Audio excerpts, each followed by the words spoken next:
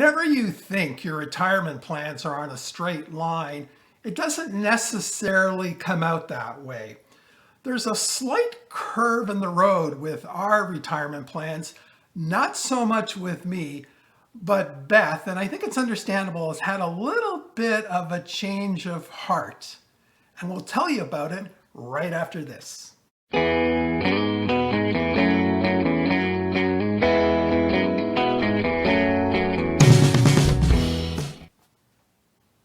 Hi again, everybody. Welcome to Retirement SOS. I'm Beth. And I'm Ernie. And today we're going to tell you about our retirement plans. So I just made the most significant announcement in my life. I actually went into the office and announced my retirement to my boss. And it wasn't an easy thing. I know the night before, Beth, we were talking about it. I was a little bit nervous. I happen to really like my job. I work at a good company. But, my body's telling me, I think it's time to retire.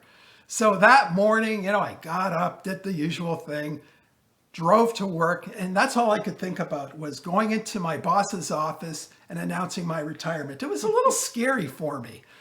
But what happened is I immersed myself in my work first thing in the morning. I happened to have a very busy day that day. So that was a good thing because it kind of kept my mind off of it. And then after around 10 o'clock, when everybody's around and had their coffee, I thought, all right, this is a good time to go down and announce my retirement to my boss. So I took my little envelope with my retirement notice in hand. I walked down the stairs, went right into his office, said good morning to him, and I didn't really say much else. I just gave him the envelope. He looks at the envelope, opens it, reads it, and then offers me congratulations. He knew this day was coming because I basically said that I was going to retire sometime this year. And he was very, very gracious and a really, really nice man. So the good thing, though, is I gave my company 3 months notice. And I will get into the significance of the date that I'm going to retire after Beth tells her story. So Beth, you've heard from me. Now, you have some different plans that you've changed it up a little bit. So tell us a little bit about what's happened with your retirement plans. Well, I don't exactly know right now. Just to back up a bit, I was laid off just prior to the outbreak of the pandemic. And because of that, I wasn't able to find a job. The only position I actually have had in the last year and a half is a 4-month stint at a hospital during the height of the pandemic, actually. That was kind of scary. So I've been home and kind of thinking maybe this is it for me too. Maybe I'm just going to retire with Ernie and maybe we'll become snowbirds. I don't know. It's just a confusing time for me too, just because of the time that we're in as well. I got used to being at home. I didn't miss the commute. Life at home was running quite smoothly. Dinners were better. Very good. But at the same time, I do have mixed feelings. I'm 9 years younger than Ernie, and I don't know if I want to be at home all day, every day with you just yet. No offense. Well, what do you think that's going to be like living with me? It's eventually going to happen. Yeah, we get on each other's nerves. So really, I didn't know that. So now that some of the pandemic restrictions are lifting, I think the job market is picking up, and I've kind of decided that I'm not ready to retire yet. I'm going to work part-time. I think if I can find something, I won't have the stress, the commute, going in full-time, the rat race, but part-time I think will be ideal for me if I can find something. I know I'm fortunate to have that choice. I think, I realize a lot of people don't have that choice. And I think in further videos, we're going to talk about retiring in all kinds of different circumstances and how to enjoy your retirement regardless of your circumstances. But that is my plan for now. And yeah, you're right. We have a 9-year gap. I remember when I was 55, 56, I wasn't ready to retire. So I totally respect your decision, and we'll see what happens. And of course, we'll talk about it with further videos. So if you're wondering about the significance of my retirement date, I chose September 1st, 2021. The reason that I chose that date is that I'm going to go way back in time, almost back to the Renaissance era, to my first day of kindergarten. And that was back in September 1961. And I always considered kindergarten kind of a prep to work. So I kind of equate that to 60 years of school and work. September 1961 to September 2021. I like round numbers.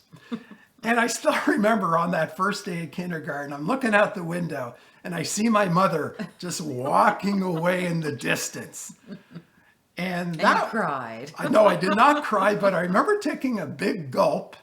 And then I just turned around and I see this boy playing with a spinning top, not thinking about his mother, but playing with a toy. So I thought, all right, I'm going to ask him if I can join him and play with that spinning top. And it was one of those old metal spinning tops with the high handles and you push down on them. It was an antique. It was an antique, exactly. I don't think they haven't made them in like 100 years. So that boy that I met, his name was Dan, met him on the first day of kindergarten, September 1961. He became a lifelong friend. Now, unfortunately, Dan passed away 13 years ago. So that's kind of sad. So I do want to celebrate my retirement with him.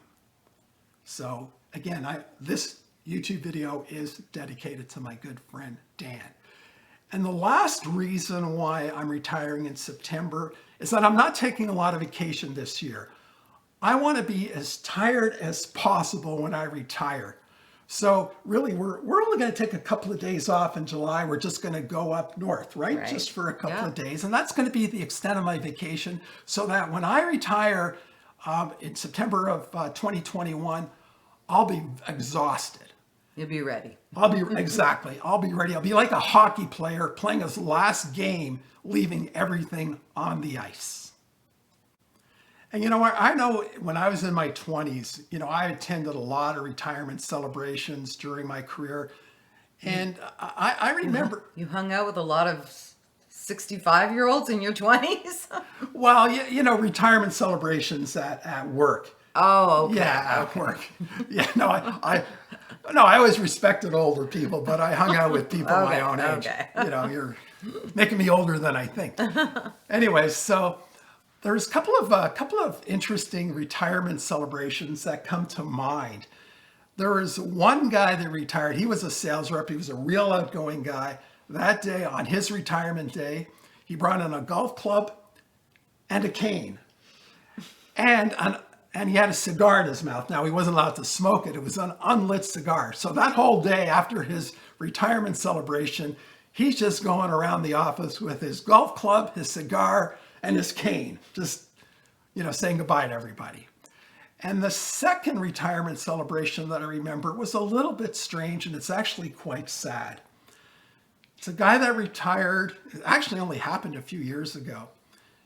He had a retirement celebration in our cafeteria, and he spent the first 5 minutes of his retirement speech talking about how he was abused as a child. That's terrible. Yeah, and needless to say, everybody in the cafeteria went silent. But then he picked it up and talked about the company and how much he enjoyed working there. But that was a very sad and strange celebration. Mm-hmm. So I hope... Strange way to talk about that too. Yeah, because of the situation that we're in right now, there will not be a retirement celebration for me, but I will definitely go around and say goodbye to everybody. Hoped you liked this video, and we would really appreciate it if you could take the time to subscribe. Beth and I are really trying to build a retirement community with good, informative information.